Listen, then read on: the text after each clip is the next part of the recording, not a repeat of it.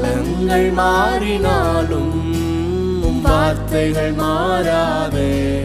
வானம் பூமி ஒழிந்திட்டாலும் உம் வாக்குகள் ஒழியாதே.